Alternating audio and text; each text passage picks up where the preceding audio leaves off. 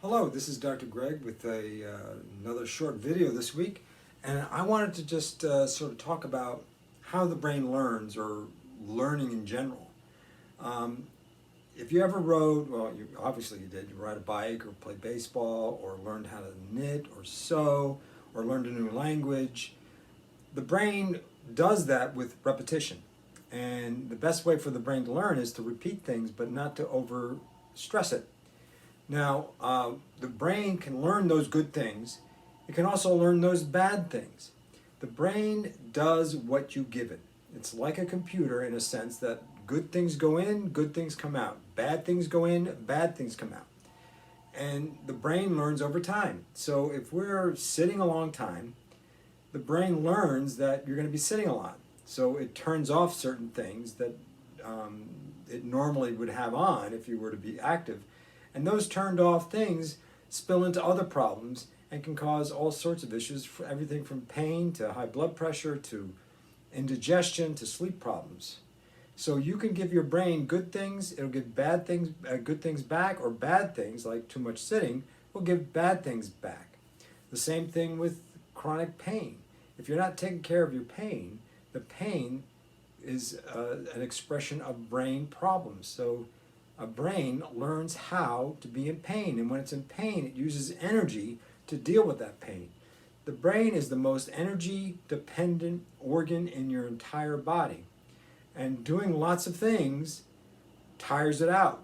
So if you have an issue with pain or indigestion or bowel movement problems or sleep problems, the brain can deal with certain things, but not everything, and it gets tired and you get fatigue. The same thing with eating. If you're eating things that your body doesn't normally have enzymes for to break down, your brain has to get involved. So the reason, like if you eat, let's say for instance, you have gluten problems, you eat gluten or bread or corn or whatever, and you get fatigued afterwards, you get very tired, you get kind of logy. That's your brain working hard trying to process that food that you just ate that you don't have normal enzymes for. So the brain has to take over. Same thing with a concussion. If you have a concussion and it affects a part of your brain and that doesn't work as well, then other parts of the brain have to come along, and then you get tired because your brain doesn't only have so much energy, especially if you're not eating great things. So the brain needs three things to survive. And it needs activation, which is basically moving about, not sitting down on the couch or sitting in the chair looking at a computer. It needs activation. It needs oxygen. That's again breathing, and you want to be exertional oxygen. You want to have good breath into your belly, out your mouth, all that kind of stuff. And the last is glucose. And I'm not talking about table sugar. I'm talking about glucose that comes from high quality foods. And the high quality foods usually have good protein and good fats. Fats tend to be the most energy rich foods that we can actually eat. So being fat free is not necessarily good for you. It actually can harm your brain because your brain is 60% fat, which is also very interesting. So your brain learns things by repetition and not to be exhausted. It uses a lot of energy to do things. So if you're dealing with pain or dealing with chronic indigestion or even anxiety or depression, your brain has to work overtime to deal with it. And then you get tired because it can't do other things. It can't work on other stuff. And the amazing thing about the brain is that it's mainly an inhibitory organ. In other words, it's designed to inhibit things. It's designed to inhibit the brainstem. Because if it inhibits the brainstem, things function normally, smoothly.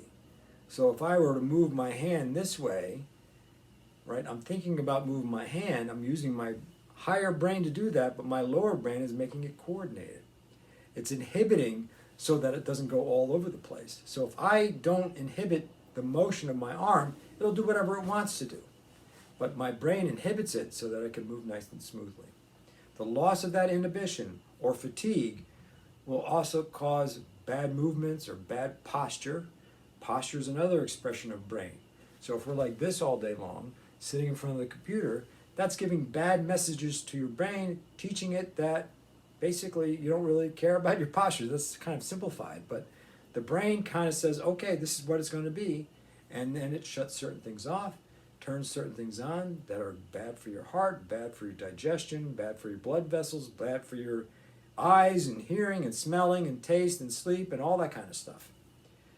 So one of the things you have to understand is when you're trying to recover from something, whether it be a brain injury or back or whatever, it takes time to retrain your brain to actually work normally again, because the brain learns from repetition and consistency. That's why the last video said health is an everyday event and an all-day event, because we have to be diligent about how we treat our brains. Our brains are the most precious parts of our body. Now, unfortunately, you can lose an arm and still live.